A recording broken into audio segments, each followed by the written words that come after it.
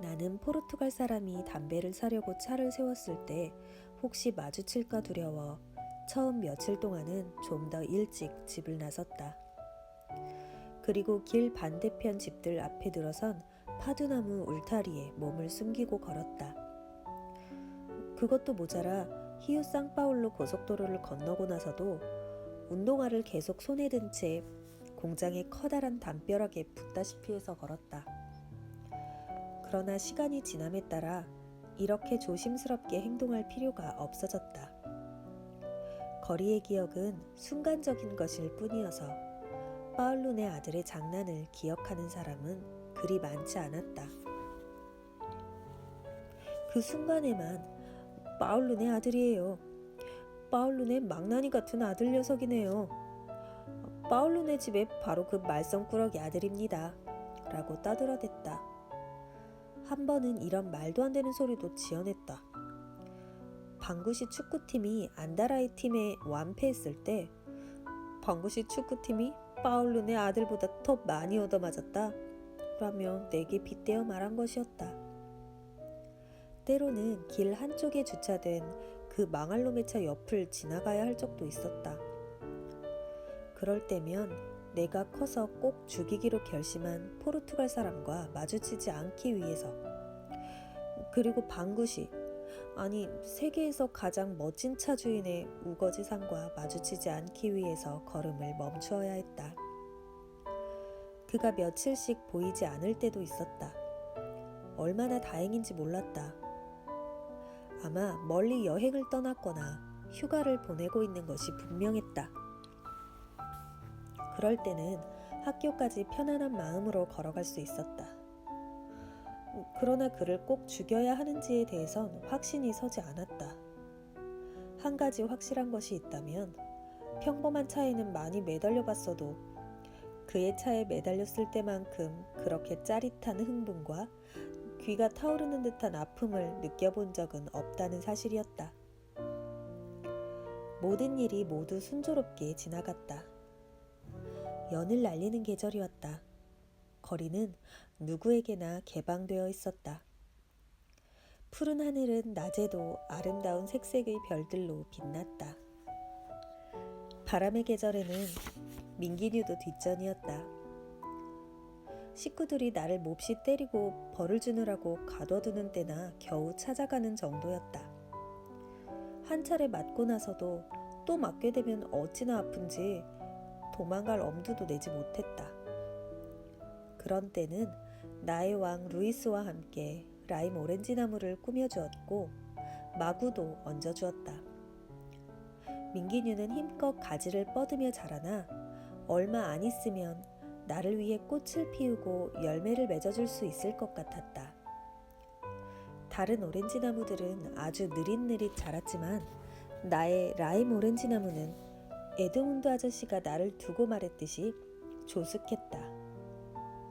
후에 에드문드 아저씨는 조숙이란 어떤 일들이 정상적인 시기보다 먼저 일어나는 것이라고 말했다.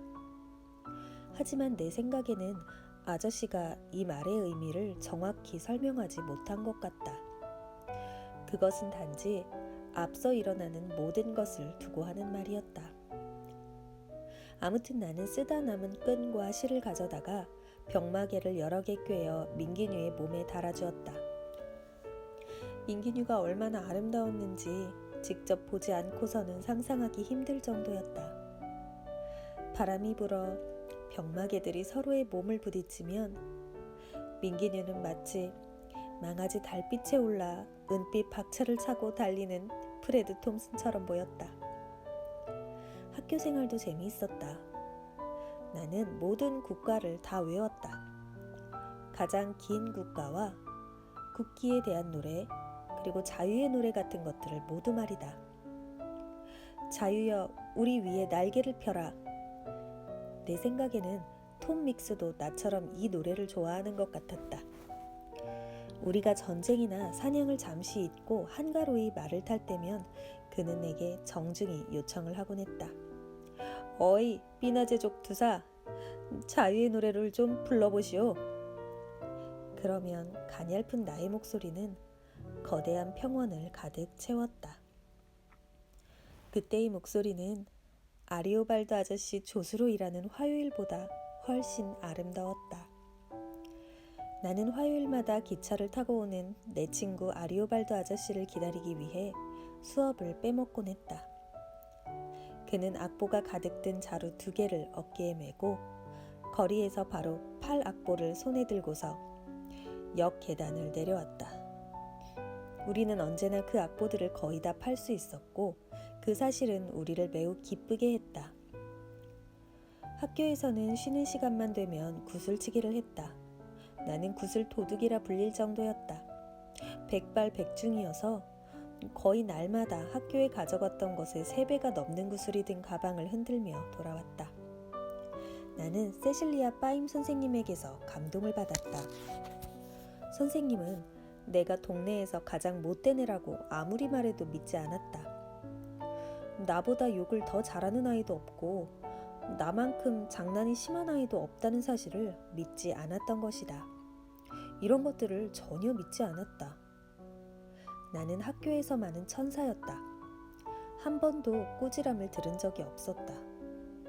게다가 지금까지 나보다 더 조그만 애가 없었기 때문에 나는 모든 여선생님들의 귀여움을 독차지했다. 그리고 빠임 선생님은 우리 집이 가난하다는 것을 알고 안쓰러운 마음에 간식 시간만 되면 빵을 사 먹으라며 돈을 쥐어주었다. 나는 이토록 다정하게 대해주는 선생님을 실망시키지 않으려고 착하게 굴었다. 그런데 갑자기 이상한 일이 생겼다.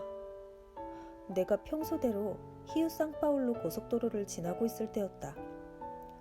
포르투갈 사람 차가 내 곁을 천천히 지나는 것이었다. 그 괴물은 경적을 3번 울리더니 나를 쳐다보며 씩 웃었다. 다시 약이 올라 어른이 되면 그를 꼭 죽여야겠다는 마음도 되살아났다. 나는 자존심이 상하여 얼굴을 찌푸리고는 못 본 척하며 지나쳤다. 민기뉴, 내가 말했지? 거의 매일같이 그런다니까? 날마다 나를 기다리다가 경적을 울리는 거야. 경적은 딱 3번 울려. 어제는 아예 작별 인사까지 하더라고. 넌 어떻겠는데? 모르는 척했지. 전혀 못 본 척해. 그 사람도 아마 겁이 날 거야. 너도 알겠지만 난 곧 6살이 될 거고 이제 조금만 있으면 어른이 되잖아? 그 사람이 네가 무서워서 내 친구가 되려고 하는 것 같니? 확실해. 잠깐만 상자 가져올게. 민기뉴는 꽤 많이 자랐다. 이제는 가지 위로 오르기 위해서 밑에 상자를 받쳐야 할 정도가 되었다. 됐어, 계속하자. 나무 꼭대기에 오르면 내가 세상보다 더 크다는 느낌이 들었다. 그곳에 오르면 주위의 경치와 개울가 풀숲과 먹이를 찾아온 검은 새나 목에 흰 줄이 2개 나있는 방울새들을 볼 수 있었다. 초저녁엔 다른 루시아누가 찾아와 알폰수스 들판의 비행기처럼 내 주위를 빙빙 돌았다. 처음엔 민기뉴도 대부분의 아이들과는 다르게 내가 박쥐를 전혀 무서워하지 않는다는 사실에 적잖이 놀랐다. 루시아누가 나타나지 않은 지도 꽤 되었다. 어디 다른 들판에 정착한 것이 틀림없었다. 있잖아 민기뉴, 에우제니아 아줌마네 구아버 열매가 노래지기 시작했어. 물이 괜찮게 올랐을 거야. 그 아줌마한테 들키지 않는 게 문제지. 민기뉴, 오늘 벌써 3차례나 맞았거든. 알지?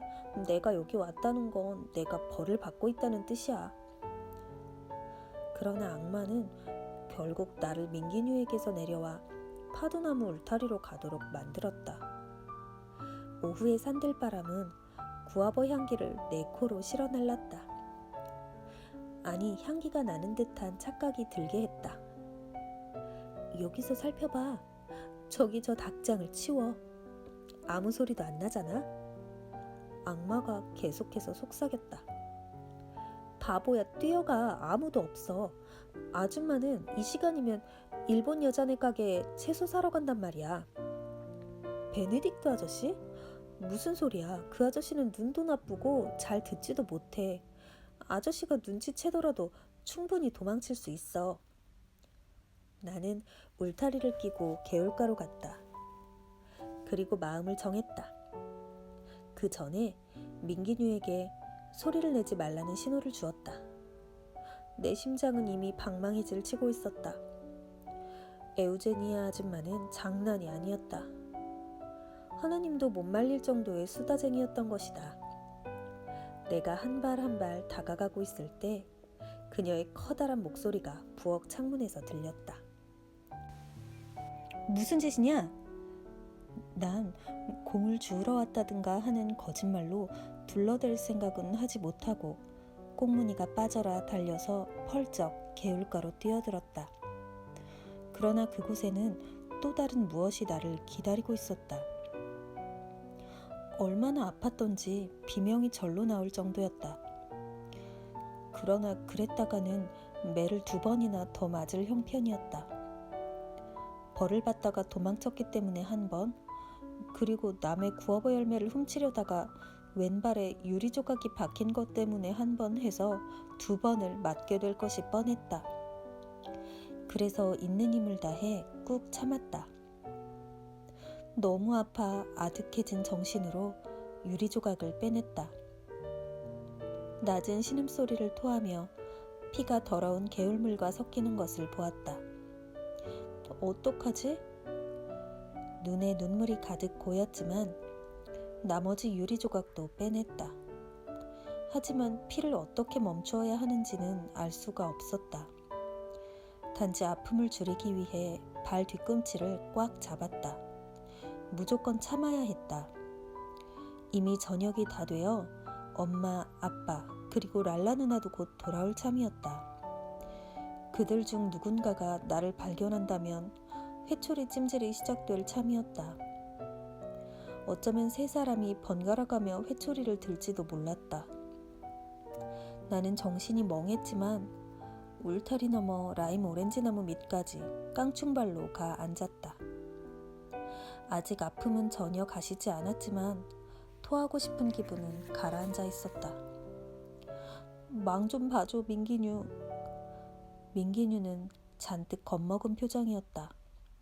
나만큼 피를 보는 것을 싫어했다. 맙소사, 어떡하지? 또또까 형이라면 나를 도와줄 수 있을 텐데 도대체 지금 어디가 있는 거야? 글로리아 누나도 있었다. 글로리아 누나는 부엌에 있을 것 같았다. 나를 때리는 걸 그리 좋아하지 않는 유일한 사람이었다. 어쩌면 내 귀를 잡아당기거나 다시 벌을 세울 수도 있지만 그런 것을 따질 처지가 아니었다. 나는 글로리아 누나의 마음을 녹일 방법을 생각하며 부엌까지 절름거리며 걸어갔다. 누나는 헝겊에 술을 놓고 있었다. 나는 어깨를 축 늘어뜨리고 앉았다. 그러자 이번에는 하느님이 도와주셨다. 누나는 고개를 숙이고 앉은 나를 바라보았다. 내가 벌을 받고 있다는 것을 알고는 아무 말도 걸지 않았다. 나는 눈물을 가득 머금고 흐느꼈다. 그리고 나를 바라보는 누나를 쳐다보았다. 누나는 수틀에서 손을 떼었다. 왜 그래, 제제? 아무것도 아니야, 고도이야 누나. 왜 날 좋아하는 사람은 아무도 없지? 네가 너무 장난꾸러기라서 그렇지. 오늘은 벌써 3차례나 맞았단 말이야, 누나.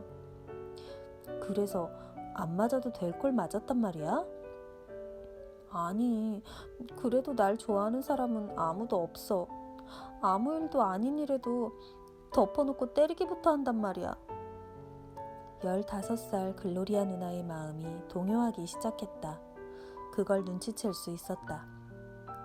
차라리 히우 상파울로 고속도로에서 차에 치여 몸이 산산조각 나버리는 게 나을지도 몰라. 나는 눈물을 펑펑 쏟기 시작했다. 바보 같은 소리 그만해, 제재.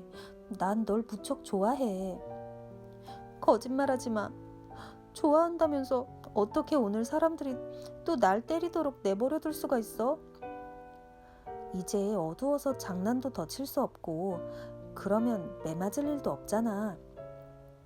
하지만 벌써 일을 저질렀는데. 누나는 수트를 놓고 내게 다가왔다.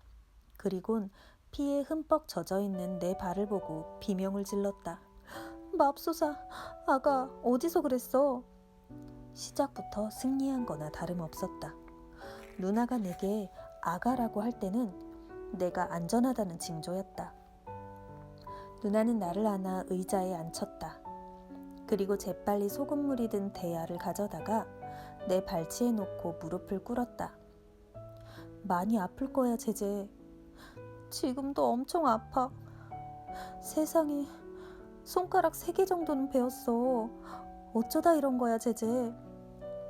아무한테도 얘기하지 마. 알았지, 누나? 착한 사람이 되겠다고 약속할게. 매맞지 않게 해줘. 알았어, 얘기 안 할게. 근데 어떡하지? 발을 헝겊으로 싸면 식구들이 알아차릴 텐데. 그리고 내일 아침엔 학교도 못 갈 거야. 그러면 다 들통나잖아. 학교엔 갈 거야. 정말이야. 저 모퉁이까지 신발 신고 가면 그 다음엔 쉬울 거야. 그럼 들어가서 자. 발을 쭉 뻗고 있어. 안 그러면 아파서 내일 걷지도 못해. 누나는 절뚝거리는 나를 침대까지 데려다 주었다. 다른 사람들이 오기 전에 먹을 걸 갖다 줄게. 누나가 음식을 가져왔을 때 나는 누나에게 뽀뽀를 해주지 않을 수 없었다. 이건 내게 아주 드문 일이었다. 저녁 먹을 시간이 되어 엄마는 내가 보이지 않는다는 것을 알아챘다. 제재는 어디 갔니? 자고 있어요. 아까부터 머리가 아프다고 그러던데요. 나는 상처가 후끈거리는 것도 잊은 채 오가는 이야기를 듣고 있었다. 나는 사람들이 내 이야기를 할 때가 좋았다. 글로리아 누나는 나를 거들기로 작정한 것 같았다. 누나는 불평불만을 모두 한바탕 쏟아냈다. 모두들 그 애를 너무 때려요. 오늘 아주 풀이 죽어있더라고요. 3차례나 매를 대다니 너무 심하잖아요. 하지만 녀석은 완전히 구제불능이야. 매를 맞아야 정신을 차린다고. 너는 한 번도 때린 적 없어? 웬만해선 안 때리려고 해요. 정말 몹쓸 짓을 하면 귀를 잡아당기는 정도예요. 모두들 잠잠해졌다. 글로리아 누나는 계속 내 편을 들었다. 아무튼 그 애는 아직 6살도 안 됐잖아요. 장난이 좀 심하긴 해도 아직은 어린애라고요. 나는 누나의 그런 말을 들으니 기분이 아주 좋아졌다. 글로리아 누나는 내게 옷을 입혀주고 운동화를 신겨주면서 안쓰러운 표정을 감추지 못했다. 갈 수 있겠어? 견딜만 해. 히우 상파울로 고속도로에서 바보 같은 짓 하면 안 된다. 안 할게.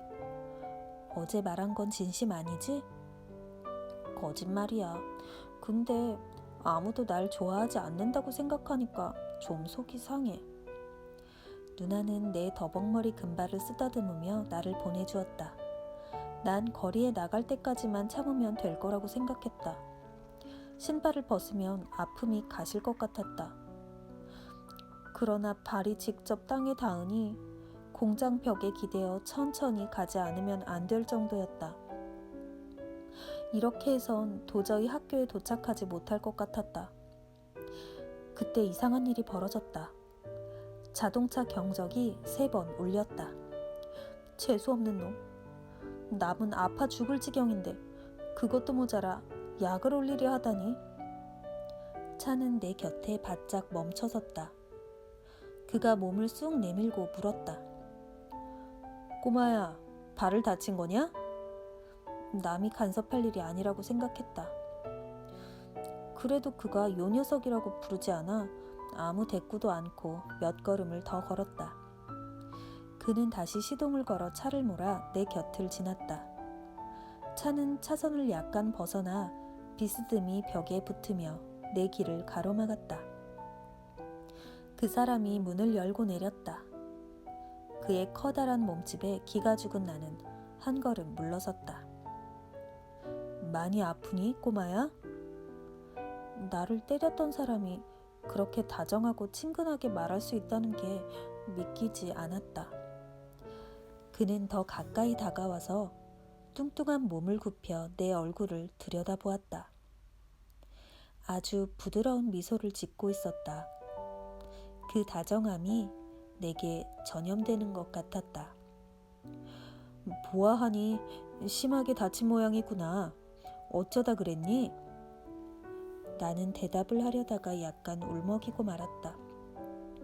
유리 조각이 박혔어요. 깊이 박혔니? 나는 손가락으로 그 깊이를 어림잡아 보였다. 그 정도면 꽤 증상인데 왜 집에 가만히 있지 않고 보아하니 학교에 가는 것 같은데 안 그래? 집에선 아무도 다친 걸 몰라요. 만약에 누가 알게 되면 다시는 그런 일이 없도록 또 때리려고 할 거예요. 이리 오너라. 내가 데려다 줄 테니. 고맙지만 싫어요. 왜? 지난번 일을 학교 애들이 다 알아서요. 하지만 그렇게 걸어갈 수는 없잖아. 그의 말은 사실이었다. 자칫하면 자존심이 무너질 것 같아서 나는 고개를 푹 숙였다. 그는 내 턱을 받쳐들었다. 지난 일은 잊도록 하자. 너 차를 타본 적 있니? 없어요. 그러면 내가 태워주마. 탈 수 없어요. 우리는 원수잖아요. 그런 건 상관없다. 네가 정 창피하다면 학교에 조금 못 미쳐서 내려주마. 어떠냐? 나는 너무 감격한 나머지 대답도 할 수 없었다. 단지 고개만 조금 끄덕였다. 그러자 그는 나를 안아 차문을 열고 조심스레 의자에 앉혔다. 그리고 자신은 운전석에 앉았다. 그는 시동을 걸기 전에 나를 돌아보며 미소를 지어 보였다. 이게 훨씬 낫지? 부드럽게 굴러가다가 가끔 출렁이는 차의 움직임이 기분 좋았다. 거기에 몸을 맡기고 눈을 감으니 저절로 환상이 떠올랐다. 프레드 톰슨의 망아지 달빛보다도 훨씬 부드럽고 좋았다. 하지만 언제까지고 그러고 있을 수는 없었다. 눈을 떠보니 학교에 거의 다 와 있었다. 아이들이 학교 정문으로 들어가고 있는 것이 보였다. 난 깜짝 놀라 의자 밑으로 미끄러져 내려와 몸을 숨겼다. 그리고 상기된 목소리로 외쳤다. 학교 오기 전에 내려준다고 그랬잖아요.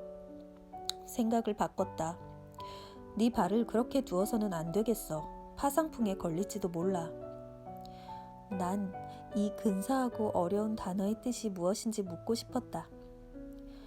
안 가겠다고 떼를 써도 별 소용이 없을 것 같았다. 차가 까지냐 거리로 접어들자 나는 다시 제자리에 앉았다. 넌 아주 용감한 사나이 같아 보이던데 어디 정말 그런가 한번 보자. 그는 약방 앞에 차를 세우고 나를 안아 올렸다. 아다우트 루스 박사가 우리를 맞았을 때 나는 간이 콩알만해지는 것 같았다. 그는 공장의 의사였고 아빠를 알고 있었다. 그가 내 얼굴을 들여다보며 이렇게 물었을 때는 거의 기절할 정도였다.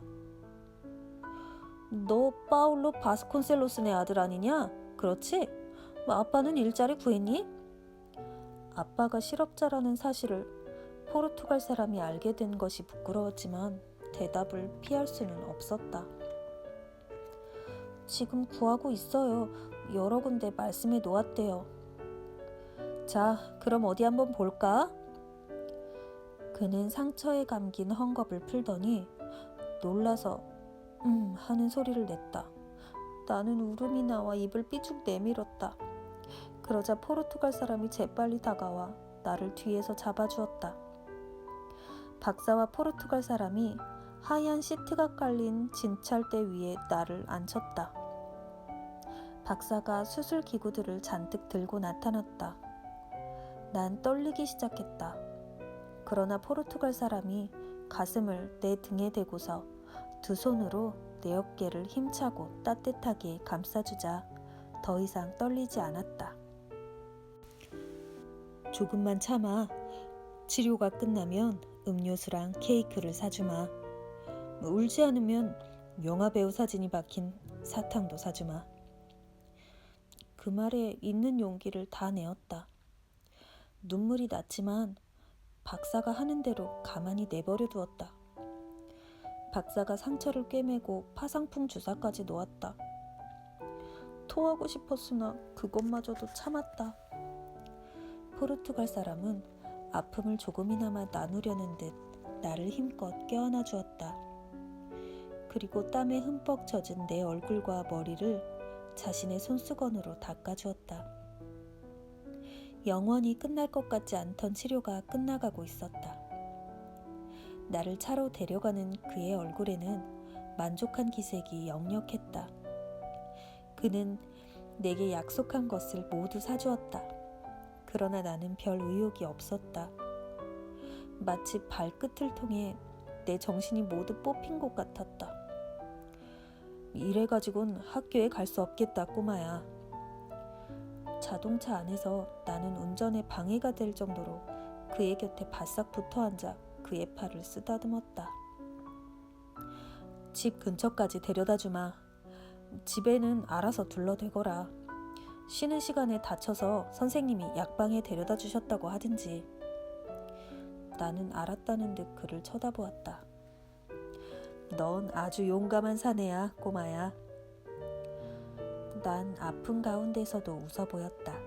그리고 중요한 사실 하나를 발견했다. 이제 포르투갈 사람이 내게 가장 소중한 사람이 되었다는 것을.